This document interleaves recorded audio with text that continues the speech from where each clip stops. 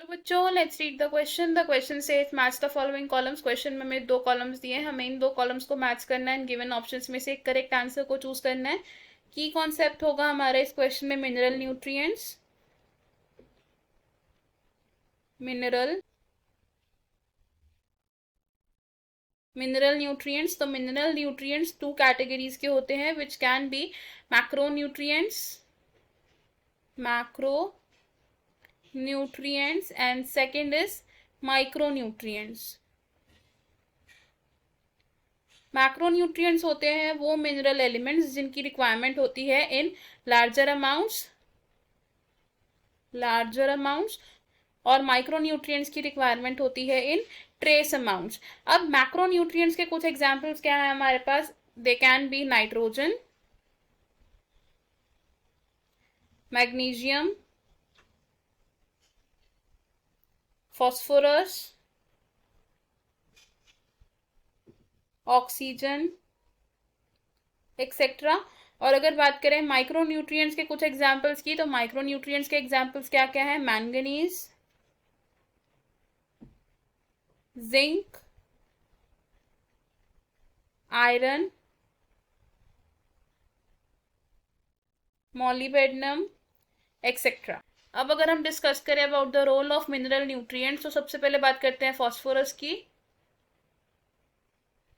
Phosphorus एक ऐसा mineral nutrient है जो रिक्वायर्ड होता है for phosphorylation processes. Phosphorylation process में क्या होता है, एटीपी की फॉर्मेशन होती है, तो हम क्या बोल सकते हैं, phosphorus is required for ATP formation. Next mineral nutrient is nitrogen.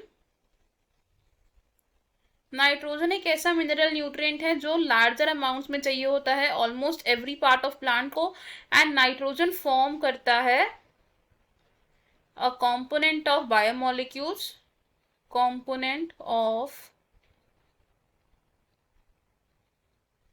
Biomolecules जैसे कि अमाइनो एसिड्स, प्रोटीन्स एक्सेट्रा. अब अगर हम बात करें मैंगनीज की, तो मैंगनीज है एक माइक्रोन्यूट्रिएंट. और मैंगनीज किस काम में आता है, मैंगनीज इन्वॉल्व होता है in the photolysis of water during photosynthesis. And next mineral nutrient is magnesium.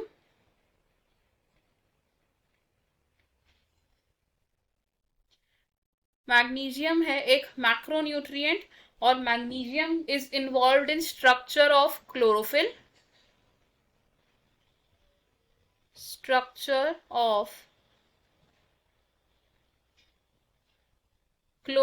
और साथ ही साथ मैग्नीशियम एक्टिवेट करता है कुछ एंजाइम्स को जो इन्वॉल्व होते हैं in photosynthesis and respiration. Enzyme activation का काम भी करता है मैग्नीशियम. हमारे पास अब जो दो कॉलम्स प्रेजेंट है, अगर हम इन दो कॉलम्स को मैच करेंगे तो हम क्या बोल सकते हैं, मैंगनीज है एक माइक्रोन्यूट्रिएंट, मैग्नीशियम है एक मैक्रोन्यूट्रिएंट, फॉस्फोरस इन्वॉल्व होता है in ATP formation and nitrogen है कंपोनेंट ऑफ बायोमोलिक्यूल्स. हमारे करेक्ट मैचेस बन रहे हैं यहाँ पर A with third of column 2, B with first of column 2, C with fourth of column 2 and D with second of column 2. तो according to this हमारा जो correct answer it is option D. I hope you have understood it well. All the best. Thank you.